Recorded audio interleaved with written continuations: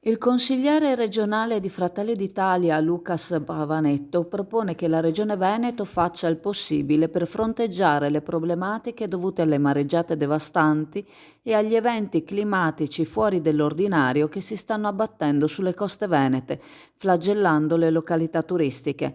Afferma che come gruppo di governo si farà quanto possibile per affiancare i comuni litoranei, sollecitando nuovi interventi di supporto, arrivando, se sarà necessario, a dichiarare, se possibile, lo stato di emergenza in modo da poter recuperare i finanziamenti necessari per sostenere le imprese e i cittadini. L'intervento di Pavanetto segue le ultime mareggiate che hanno divorato importanti fette di spiagge, in particolar modo nel Veneto orientale. Il consigliere ricorda che in questo periodo dell'anno in cui le spiagge si stanno organizzando per la prossima stagione estiva, il danno che le mareggiate portano aumenta.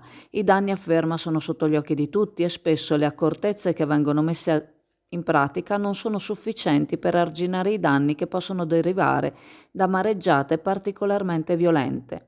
Il consigliere chiede che il Consiglio regionale, dove possibile, si faccia carico del problema e in clima di emergenza aiuti i comuni per i quali il turismo estivo costituisce un'importante fonte di entrate economiche per i comuni, per le famiglie che operano nel settore e a favore del PIL regionale.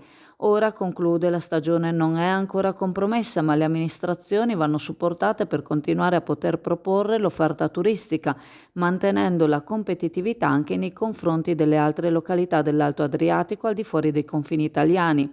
Piccola nota, il mare da scirocco che devasta le coste del Veneto orientale devasta anche le coste di Isola Verde, che vanno tutelate per proteggere il presidio del territorio fornito dalle dune.